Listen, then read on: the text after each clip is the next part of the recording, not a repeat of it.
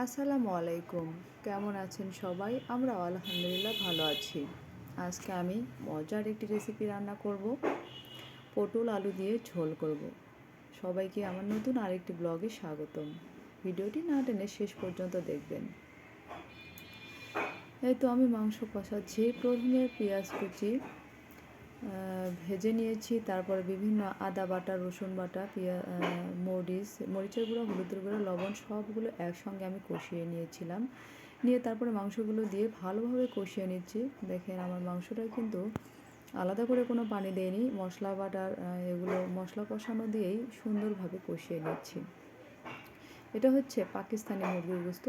যেহেতু দেশি মুরগি শহরে তেমনটা পাওয়া যায় না, বেশিরভাগ ব্রয়লার এসে পাকিস্তানি মুরগি খাওয়া যায়, যেটাকে লেয়ার বলে। লেয়ার মুরগিটা কিন্তু অনেক শক্ত হয়, বেশিক্ষণ ধরে কষাতে হয়। এই তো মুরগিটা যখন কষানো শেষের দিকে, তখন আমি দিয়ে দিচ্ছি আলু আর পটল।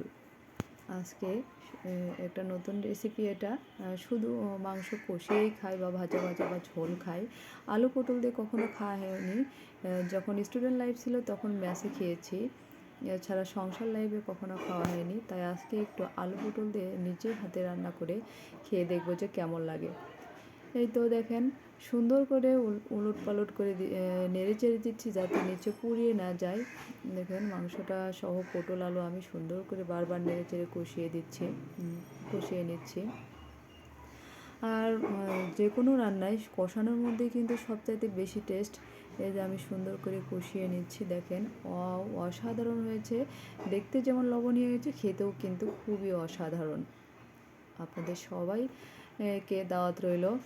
আর আপনারাও ট্রাই করে দেখবেন। পটল আলু দিয়ে মুরগির মাংস বা যেটা গরুর মাংস হলে আরও ভালো হয়, কেমন লাগে। আমি কিন্তু রান্না করে খাওয়ার পর ভিডিওটা আপলোড দিচ্ছি। খুবই স্বাদ হয়েছিল, অসাধারণ। তো মাংস কষানো হয়ে গেছে।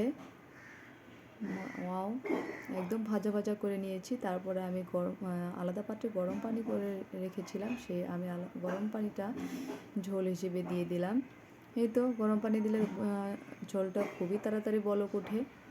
দিয়ে ঝোল দিয়ে মাংসটা নেড়েচেড়ে আবারও ঢেকে দিয়েছিলাম। যখন ঝোল একদম কমে আসবে, পানিটা একদম এঁটে আসবে, তখন আমি নামিয়ে নেব। একটু ঝোল ঝোল রাখবো যেহেতু পটল আলু দিয়েছি। আর সদস্য সংখ্যাও এখন একটু বেশি হয়েছে। দেখেন খুব সুন্দর কিন্তু হয়েছে।